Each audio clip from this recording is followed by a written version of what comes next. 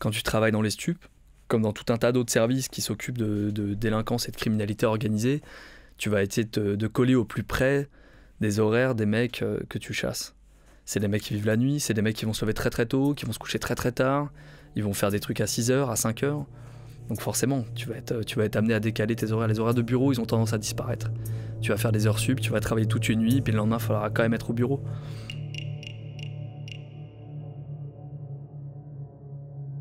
Il y a des temps d'attente qui sont infiniment longs. On peut passer 6 heures, 7 heures, parfois toute une nuit, toute une journée, parfois 24 heures dans un appart à surveiller des mecs. Il y a des appartements qui sont au cœur d'une cité, tu peux pas y entrer à midi et en sortir à 18 heures. Tout le monde va t'en voir sortir de l'appart, puis là c'est fini. Tu peux mettre une croix sur ta procédure et c'est terminé, les mecs vont tout changer. Donc t'es obligé d'y entrer à 5 heures du matin et d'en sortir à 3 heures du matin.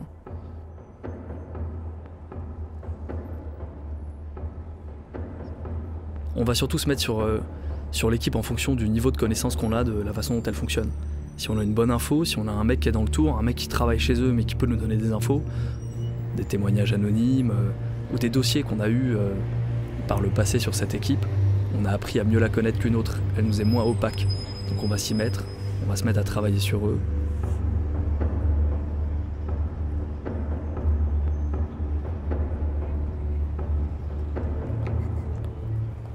Les points de deal sont connus, les chefs sont connus, on sait un peu comment fonctionnent les rapports de force entre les équipes. On a affaire à des PME qui sont gérés par des mecs de tous âges. On peut avoir des mecs de 20 ans qui sont déjà très très hauts dans la hiérarchie. On peut avoir des mecs de 30 ans qui sont complètement rincés, qui n'ont jamais complètement évolué dans le business, qui restent vraiment stagnants, on va dire. Et quand tu commences à te lancer dans une enquête comme celle-là, tu vas apprendre à les connaître. Tu vas vivre avec eux, on va les mettre sur écoute. On les écoute vivre, on écoute leurs conversations avec leurs femmes, avec leurs amis, avec leurs potes de foot, avec leurs potes de cité, avec leurs partenaires de commerce, on va dire. Et c'est vrai qu'avec ces mecs-là, finalement, c'est une sorte de complicité à sens unique, parce que nous, on les écoute, on les regarde, on les suit, mais eux ignorent tout de ce qu'on est en train de faire sur eux.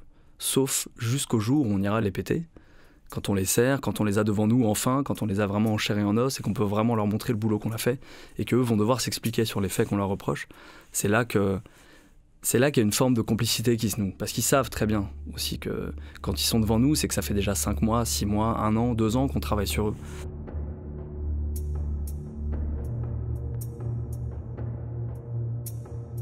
Il y a du chambrage.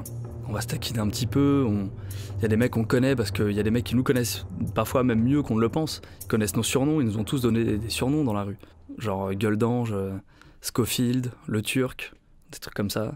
Des surnoms qu'on apprend à connaître avec le temps parce qu'on sait que c'est comme ça qu'on se fait appeler dehors.